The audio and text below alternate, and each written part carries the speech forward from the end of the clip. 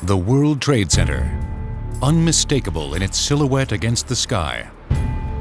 Its twin towers of steel, glass, and concrete reach more than 1,360 feet in the air, dominating the skyline as Manhattan's tallest structures. The pair has come to symbolize both the contemporary spirit and vitality of New York. I believe New York's icon at the moment is the World Trade Center. It's in every major picture around the world as symbolizing New York. I think anyone who studies it on a certain level falls in love with the World Trade Center. No matter what you think about it aesthetically, no matter what you think about it politically or culturally, no matter how you think it looks on the skyline, the fact that human beings have the ingenuity to be able to do this kind of thing is, kind of stunning and affirming in an odd kind of way. Nothing else like this had ever been built before or since. And I think the beauty, the architectural beauty of the World Trade Center is subtle and it's easy to underestimate. Each tower is 110 stories high, each floor an acre in size. Under each roof, 4 million square feet of space. But the towers are merely the focal point of what is an extraordinary complex of 7 buildings.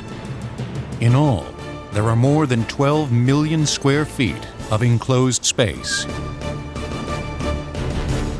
You have to imagine a small town concentrated vertically rather than spread out over 1,000 acres. It's concentrated on a 16-acre site. 40,000 people work here. Another 2 million visit each year. And although the complex was built to be a center for international trade, the reality is that few businesses here have much to do with foreign trade.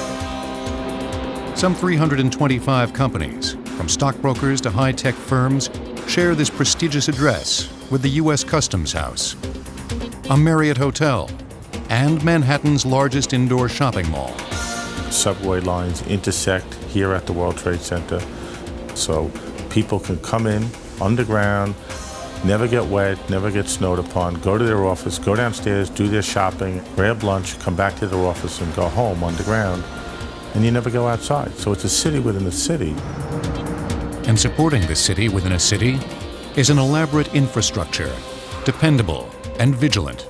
There's a whole building that exists inside of the World Trade Center that nobody gets to see because it's what runs the building, including all the stuff downstairs, the massive systems, electrical, air conditioning, and other, that actually allow us to sit here pretending that we're in a natural environment.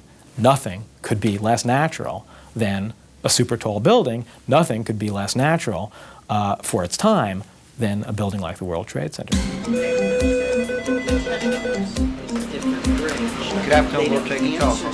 So vast is this city. The World Trade Center has its own police force and what it calls the Operations Control Center, or OCC. The department's sole responsibility is to keep this mini metropolis safe, clean, and functioning. The Operation Control Center of the World Trade Center could be compared to the war room on board a warship. It's manned 24 hours a day, 7 days a week, and they respond to crises. The OCC can be found in the sub-basement in a series of windowless offices. Whatever goes on here at the World Trade Center is typically coordinated through that room. If a tenant has a flood on their floor from an air conditioner overflowing, that's where they call. If the fire department needs a security guard to open up doors, they're the ones that are sending the security people with the right keys to open up the door. More than 30,000 work orders are handled each year. The OCC monitors all emergency water and electrical systems, including the World Trade Center's immense refrigeration unit. I was overwhelmed with the size and scope of the machinery. It was larger than the flight deck of an aircraft carrier. I mean, just huge pipes on a scale which reminds one of Gulliver's Travels, so one feels like a Lilliputian among such huge machinery. 4 basements below the Twin Towers on 2.5 acres of concrete is the heart of the World Trade Center's air conditioning system. It's a system so massive, it can filter and circulate 9 million cubic feet of air per minute. We're roughly 60 feet below grade. We have 7 heat exchangers. They're some of the largest in the world. Each heat exchanger has a capacity of 7,000 tons. The equipment is used to cool both towers, their sister buildings, the shopping concourse, and the subway station. The first subway station to be air-conditioned in the United States. We bring in river water from the Hudson, and it runs through the heat exchangers and cools the water that we use for air conditioning. Engineers of the World Trade Center had considered conventional rooftop cooling towers, but the units would have been so enormous, there was concern that they would mar the appearance of the building. The solution lay nearby. Because the complex sits by the Hudson River, cold water could be pumped directly from the river and used to cool the massive system. Today, large intake pipes provide the refrigeration plant with 90,000 gallons of water per minute. River water is run through the system and then vented back out to the Hudson River. Of course, the Environmental Protection Agency keeps a close watch because they don't want too fierce of a temperature gradient because of the flora and fauna in the river itself. The World Trade Center complex has 71 escalators and 254 elevators that make as many as 450,000 trips a day. The express elevators can travel at speeds of up to 27 feet per second, or 19 miles per hour. The elevators are quite powerful. Each elevator has its own motor and its own motor generator set, generating about 480 horsepower.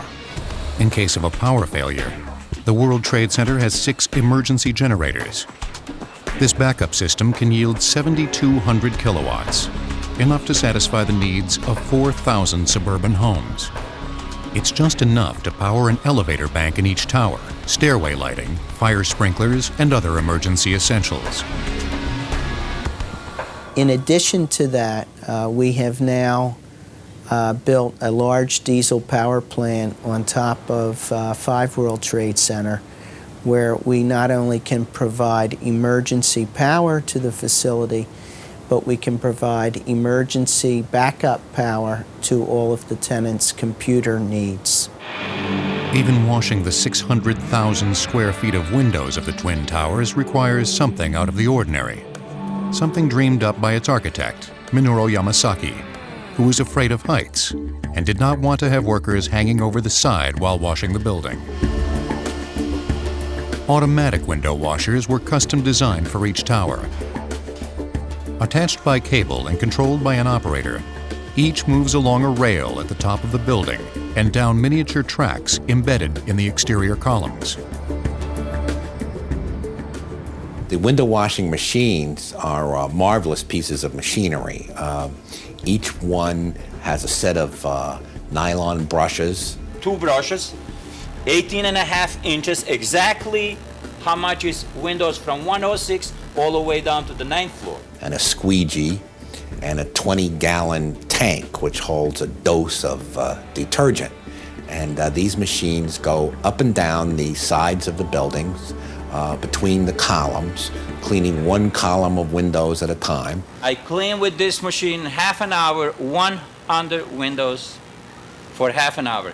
20 minutes going down washing, slow speed. 10 minutes comes up on fast speed. Then I move to 1 column to the other and send the washer again. For half an hour I am free. The washer does everything. The machine takes a full day to clean 12 window columns, 5 days to clean an entire side. When one side is finished, turntables on the roof guide the machine in position for the next side. In a month's time, it will have done all 4 sides and repeats the process. This is done just like clockwork from March to December. However, during the winter months, the operation is suspended because the water would freeze. Every corner of this synthetic city reveals the unexpected. Underground, as congested as any street in Manhattan. A loading dock where hundreds of trucks jostle for space to unload deliveries. 1,377 feet above, on the South Tower, the world's tallest outdoor viewing platform. On clear days, visibility is 45 miles with dazzling views of New York and New Jersey. Today, the World Trade Center has become an icon for success, ambition, and Manhattan itself. We see it in ads and on television. We've become so familiar with it that it's now entwined with the New York of our imagination. And remarkably, after all this time, it continues to inspire awe. But the sheer size of them, I think, represent a moment in history that is lost today, and that we can only look back and be impressed with the ambition and the almost heroism of the project at the time. Uniform in color, but constantly changing with the light, the towers of the World Trade Center are among the most distinctive on the globe. To conceive something on this scale would take a diligent corps of visionaries and engineers.